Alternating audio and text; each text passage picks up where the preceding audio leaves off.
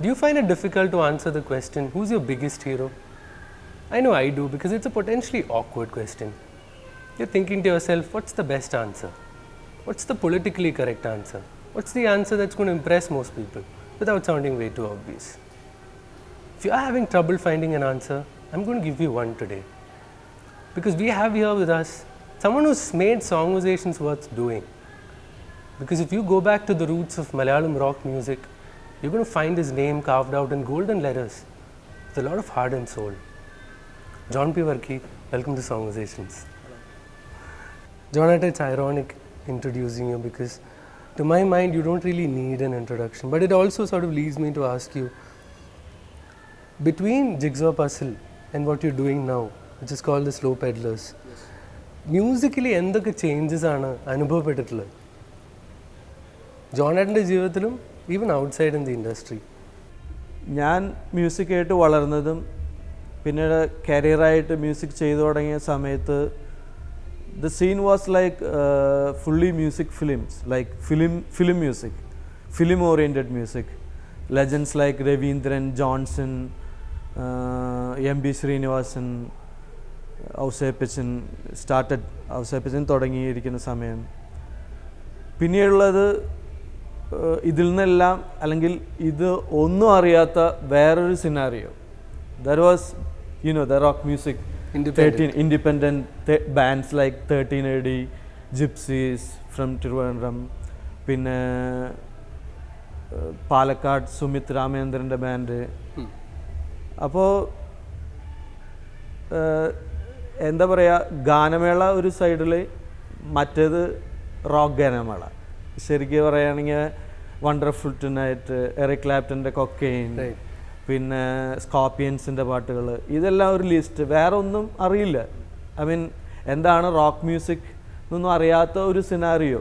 Like ഒരു ആറ്റിറ്റ്യൂഡൊന്നും അങ്ങനെ defined ഒന്നുമല്ല. മനസ്സിലായോ? റോക്ക് മ്യൂസിക് ഒരു വെസ്റ്റേൺ ഗാനമേള എന്നുള്ള രീതിയിലുള്ള കുറേ ഗാനമേള ബാൻഡ്സ്. റോക്ക് ഒരു വേ ഓഫ് ലൈഫ്, ഒരു വേ ഓഫ് ലൈഫ് ഒന്നുമല്ല. അല്ലെങ്കിൽ ഭയങ്കര എക്സ്ട്രീം ആറ്റിറ്റ്യൂഡുള്ള കുറേ റോക്ക് ക്രൗഡിൻ്റെ ഇടയിൽ ഇത്തരം കുറേ ഗാനമേളകളൊക്കെ നടത്തുന്ന ഒരു, മനസ്സിലായ, റോക്ക് ഗാനമേള. അപ്പോൾ നമ്മൾ ആ സമയത്ത് ഇങ്ങനെ കുറേ പാട്ടുകൾ, ഇങ്ങനെ കുറേ കവർ വേർഷൻസ് ഇങ്ങനെ പഠിച്ച് ചെയ്യുന്ന, മനസ്സിലായി, അയൺ മൈഡൻ പഠിക്കുന്നു, അല്ലെങ്കിൽ സ്കോർപ്പിയൻസ് പഠിക്കുന്നു, ലെഡ് സെപ്ലിൻ. പക്ഷെ നമ്മൾ ഇതിനകത്ത് കുറച്ച് research, basically I started guitar as ഒരു ഫ്ലെമിംഗോ ഒക്കെ കേട്ടിട്ടും കണ്ടിട്ടും, മനസ്സിലായി, ഫ്ലെമിംഗോ ഒരു മൂവിയൊക്കെ കണ്ടിട്ടാണ് ഗിറ്റാർ ഭയങ്കര ക്രേസ് ആയത്. അപ്പോൾ ഗിറ്റാർ ഇതൊന്നും അല്ല, ഇത് ഗാനമേളയിലേക്ക് വായിക്കുന്ന ഗിറ്റാറൊന്നും അല്ല, something very unique about it. So started researching about guitar, what is the real guitar, and flamenco guitar and Spanish guitar and classical guitar and John Williams ഒക്കെ പ്ലേ ചെയ്യുന്ന ക്ലാസിക്കൽ ഗിറ്റാർ ഉണ്ട്. അങ്ങനെ നോക്കിയപ്പോൾ ഗിറ്റാറിൻ്റെ ഒരു ട്രഡീഷൻ എന്ന് പറഞ്ഞാൽ it started from the lute, from the Solomon, ദാവീദ്, ആ ഇറയ്ക്ക് തുടങ്ങിയിട്ടുള്ള വെരി റിച്ച്, എന്താ പറയുക, ഈ ആട്ടിടയന്മാരൊക്കെ ഈ എന്താ പറയുക, ഞരമ്പൊക്കെ ഉണക്കി, മനസ്സിലായ, ല്യൂട്ടൊക്കെ ഉണ്ടാക്കി അത് നമ്മൾ വായിക്കുന്ന ഒരു ട്രഡീഷനൊക്കെ ഉണ്ട്. ഭയങ്കര എന്താ പറയുക, ലാൻഡ്സ്കേപ്പും ഭയങ്കര ഒരു വിഷ്വൽ സംഭവമാണ് അതിനകത്ത്. അങ്ങനെ റിസർച്ച് ചെയ്ത് വന്നപ്പോൾ അത് ഈ ഗിറ്റാറിനൊരു ഫോക്ക് എലമെൻ്റ് ഉണ്ട്, ഭയങ്കര ഒരു ഫോക്ക് എലമെൻ്റ് ഉണ്ട്. അപ്പോൾ ഈ നാടോടികൾ ആയിട്ടുള്ള ഈ ആട്ടിടയന്മാർ ആടുകളെ മേയ്ക്കുകയും അത് ഇല്ലാത്ത സമയത്ത് അവർ ഈ ല്യൂട്ടൊക്കെ ഇരുന്ന് വായിക്കുകയാണ്. അപ്പോൾ they are dreaming of their girl friends, like അവരെ റീജിയൻ ആൻഡ് റിലീജിയൻ. അപ്പോൾ അതിനൊരു കൗണ്ടർ കൾച്ചറുണ്ട്, മനസ്സിലായോ? അപ്പോൾ ഈ ഗിറ്റാറിന് മൊത്തത്തിൽ ഹിസ്റ്ററിയിൽ തന്നെ അതിനൊരു കൗണ്ടർ കൾച്ചറുണ്ട്. അപ്പോൾ പിന്നീടാണ് അത് ജിമ്മി ഹെൻഡ്രിക്സ് അതിനെ ഇലക്ട്രിഫൈ ചെയ്യുന്നത്. മനസ്സിലായ, മോഡേൺ ഗിറ്റാർ സിനാരിയോ, അതായത് ഹോളിവുഡ് എൻ്റർ ചെയ്തു. അപ്പോൾ ഹോളിവുഡ് എൻ്റർ ചെയ്തപ്പോൾ മ്യൂസിക്കിനൊക്കെ ഇൻഡസ്ട്രിയൽ ബാക്ക്ഗ്രൗണ്ടൊക്കെ കൂടി വന്നു. അപ്പോൾ ചാർലി ക്രിസ്റ്റിൻ, അതുമാതിരിയുള്ള ആർട്ടിസ്റ്റുകളൊക്കെ അതിനെ ബ്ലൂസ് ഗിറ്റാറിങ് അതുമാതിരി ജാസ് ഗിറ്റാറിങ് ഒക്കെ ഡെവലപ്പ് ചെയ്തു. പിന്നീട് ജിമ്മി ഹെൻഡ്രിക്സ് ആംപ്ലിഫൈ ചെയ്തു. ആ സമയത്ത് റോക്ക് ആൻഡ് റോൾ ലൈഫ് ഭയങ്കരമായിട്ട് എമേർജ് ചെയ്തു. Both musicians were getting money and the fame. മനസ്സിലായോ? ക്ലബ് സീനൊക്കെ ഡെവലപ്പ് ചെയ്തു. അങ്ങനെ വാൻ ഹെലൻ, പിന്നെ Steve Morse, Steve Vai, Bohemian undertones ഒക്കെ ഒരുപാടുള്ള ഒരു കാലഘട്ടമായിരുന്നു. ഒരുപാട് ആ സമയത്താണ് ജിഗ്സോ പസിൽ ഒരു ഐഡന്റിറ്റി എസ്റ്റാബ്ലിഷ് ചെയ്യുന്നത്.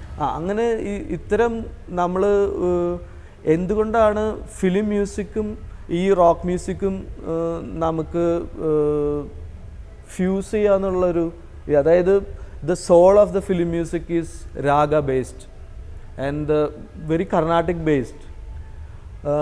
ഈ ഒരു മ്യൂസിക്കും ബേസിക്കലി ഈ ഗിറ്റാർ ബേസ്ഡ് ആയിട്ടുള്ള ഒരു ബേസിക്കലി കീബോർഡ് പ്രോഗ്രാമിംഗ് ആണല്ലോ അന്ന്. ഒരു മ്യൂസിക് ഡയറക്ടർ സോങ് ട്യൂൺ ചെയ്യുന്നു, പിന്നെ പ്രോഗ്രാമർ അത് അറേഞ്ച് ചെയ്യുന്നു, പിന്നെ ഇത് ലൈവ് ഇൻസ്ട്രുമെൻറ്റ്സ് വേണമെങ്കിൽ വായിക്കുന്നു. അങ്ങനെയുള്ളൊരു സിനാരിയോ ആണ്.